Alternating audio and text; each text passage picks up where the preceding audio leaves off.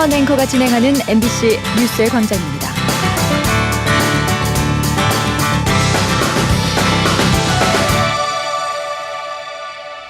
네, 미국 정부가 팔레스타인의 강력한 반대에도 불구하고 예루살렘을 이스라엘의 수도로 공식 인정할 것이라는 관측이 나오고 있습니다. 뉴욕타임스 신문은 최근 도널드 트럼프 미국 대통령이 내일이나 모레쯤 예루살렘을 이스라엘 수도로 인정할 것이라고 보도했습니다. 미국은 그러나 텔아비브에 있는 미국 대사관을 곧바로 예루살렘으로 이전하지는 않을 것이라고 이 신문은 관측했습니다. 미국이 이스라엘의 수도를 예루살렘으로 인정하려는 분위기가 무르익어가면서 팔레스타인과 아랍권은 지역 평화 정착을 더욱 어렵게 할 것이라며 강력 반발하고 있습니다. 네, 그러면 여기서 중동 문제 전문가 연결해서 이번 미국의 이스라엘 수도 변경 인정 움직임이 나오게 된 배경 그리고 향후 중동 지역에 미칠 파장을 짚어보겠습니다. 지금 명지대학교 중동문제연구소의 박현도 교수가 연결됐습니다. 박 교수님 안녕하십니까? 네, 안녕하십니까? 네, 먼저 청취자분들의 이해를 돕기 위해서요. 예루살렘이라는 지역이 어떤 곳인지 좀 설명을 좀 해 주시겠습니까?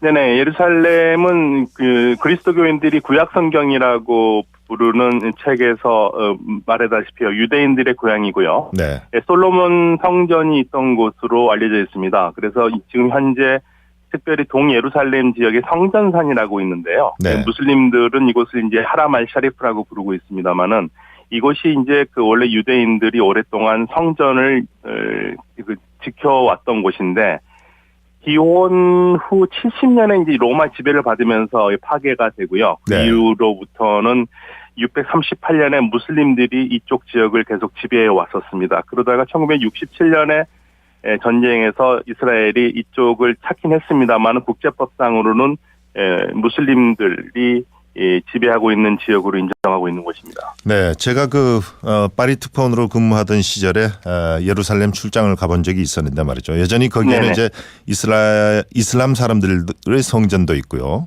네네. 또 아시다시피 신약 성경에 나오는 예수의 행적이 주로 골고다 언덕이랄까 이런 곳들이 전부 예루살렘 근처에 있는데.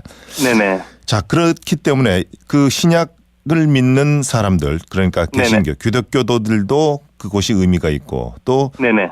지금 교수님께서 설명해 주신 대로 600년대 이후에 이슬람의 성전이기도 하고요. 또 네네, 그렇습니다. 구약의 또 본향이기도 하고 시오니즘이 바로 그런 건데 자, 네네. 이렇다 보니까 그 세 군데의 어떤 이해관계가 모두 모아지는 곳이고 세 곳 모두 다 세 지역 사람들 모두 다 신성시하는 곳인데 이곳을 미국이 이스라엘의 수도로 공식 인정한다. 이것은 또 다른 화약고로 만드는 그러한 측면이 아닐까 걱정돼요. 어떻게 보십니까? 네네, 그러니까 조금 설명이 좀 필요한데요. 예루살렘이 이제 동예루살렘과 서예루살렘은 나눠져 있는데 지금 사실은 예루살렘을 영원한 유대인들의 이스라엘의 수도라고 해버리면 가장 큰 문제가 되는 곳이 동예루살렘 지역이거든요. 구시가지 지역이죠. 네네. 근데 이제 거기를 말씀하셨다시피 유대인들의 성전, 무슬림들의 성전, 그리고 그리스도교인들의 성소가 있는 곳입니다. 네네. 그래서 사실은 클린턴 정권 말기에서도 그렇고 이쪽 지역의 이 종교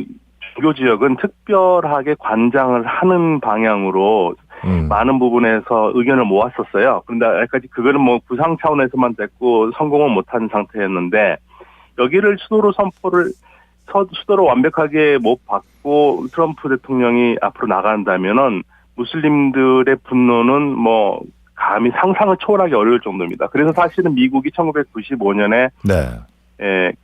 예루살렘을 수도로 하고 대사관을 옮기는 법을 통과를 시켰지만 그걸 계속적으로 연기해 온 거거든요. 네네. 6개월마다 연기를 해왔고 이제 트럼프 대통령이 그거를 연기를 하느냐 안 하느냐 이 결정을 해야 되는 시점에서 지금 이 문제가 생긴 겁니다. 만약에 연기를 하지 않겠다고 하면은 이제 수도를 옮기겠다라는 얘기가 되는데요. 네네. 그렇게 될 경우에는 아마도 단순히 예루살렘에 있는 무슬림들뿐만 아니라 전 세계 무슬림들의 반발이 되기 때문에 미국으로서는 안보상 상당히 위험한 위치에 처하게 됩니다. 네, 트럼프라는 사람 네네. 최근에 대한민국 방문도 했습니다마는 네네. 자, 이 양반이 대선 공약으로 바로 이스라엘의 수도를 예루살렘으로 인정하겠다. 이걸 이제 발표를 했었는데 네네. 지금 교수님께서 설명해 주신 대로 1995년 이후에 대사관의 예루살렘 이전을 의결하긴 했지만 그걸 6개월 단위로 그러니까 1년에 2차례씩 연기하는 그러한 뭐랄까요, 지혜를 가진 정책으로 해서 충돌을 네네. 막아왔는데 네네. 만약에 이것을 이제 대상화는 그대로 두더라도 이스라엘의 수도를 예루살렘으로 공식 인정한다. 그 자체만으로도 어마어마한 반발이 나올 것 같지 않습니까? 왜 이렇게 하려고 할까요, 트럼프가? 사실 지금 그 법이 95년에 통과됐고 99년 5월 31일까지 옮겨야 된다라는 것을 계속적으로 연기해 온 이유 중에 가장 큰 이유가 안보상 이유였거든요. 네네. 그런데 우리가 좀 이해해야 될 것 중에 하나가 트럼프 대통령의 지지층들이요. 네. 트럼프 대통령을 지지하는 분들이 어떤 생각을 가지고 있냐면은 굉장히 친이스라엘적인 생각을 가지고 있습니다. 네. 그리고 트럼프 대통령을 단순하게 대통령으로 보지 않고요. 미국의 45대 대통령이지 않습니까? 네. 45대 대통령인데 구약 성경에 이사야서가 있는데요. 이사야서 45장에서 나오는 인물이 고레스 대왕입니다. 근데 이 고레스 대왕이 페르시아 대왕인데요. 이 고레스 대왕이 유대인들을 바빌론 유배에서 해방시켜준 왕으로 알려져 있습니다. 그런데 지금 미국의 트럼프 대통령을 지지하는 많은 그리스도교인들이 트럼프 대통령이 45대 대통령이기 때문에 다시 한번 고레스 왕처럼 하느님께서 트럼프 대통령을 쓸 것이다라는 그런 종교적인 믿음을 가지고 있거든요. 네. 그래서 이러한 지지층들 그리고 본인이 얘기했던 것들을 공약 차원에서 지키려는 것 그리고 또 그 대통령의 사위인 쿠시너가 유대인입니다. 그래서 지금 현재 네타냐후 총리와 굉장히 친한데요, 이스라엘. 지금 이 상황에서 가장 좋은 적기이기 때문에 무엇인가를 해보려는 그러한 의견이 굉장히 강하죠. 네. 그래서 지금 안보보다는 그러한 측면을 더 강하게 지금 보고 있는 것 같습니다. 만약에 그렇다면 참 답답한 노릇인데 왜 그러냐면 이제 교수님께서도 잘 기억하시겠습니다만 1948년에 이제 미국이 그리고 영국과 합해서 힘을 합쳐서 이스라엘 건국을 지금의 팔레스타인 땅을 점령해서 만들지 않았습니까?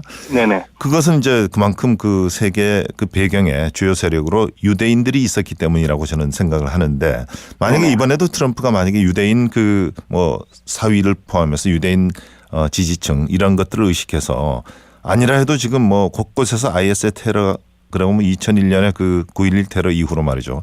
세계의 화했고 바로 모든 것의 출발점이 중동인데 그것에 다시 불을 지르는 그러한 일이 분명할 텐데 왜 이럴까? 참 답답해요.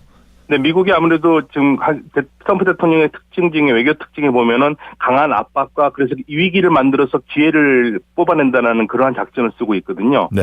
지금 본다면은 중동 정세가 반이란과 친이란으로 나눠져 있는 정세가 돼버립니다. 그러니까 이란을 대항하는요. 근데 이란의 외교 정책 중에 하나가 시온주의 파괴고 이스라엘을 팔레스타인 사람들이 다시 돌려주는 게 이란의 대외 정책 중에 하나인데요. 네. 거기에 맞서는 것으로 볼 수도 있습니다. 그러니까 이제 중동에 강력하게 재편되는 것 중에 하나가 미국 사우디 이스라엘을 중심으로 한 반이란 세력과 이란의 대립인데 이러한 것을 더 격화시킬 수 있는 가능성은 있습니다.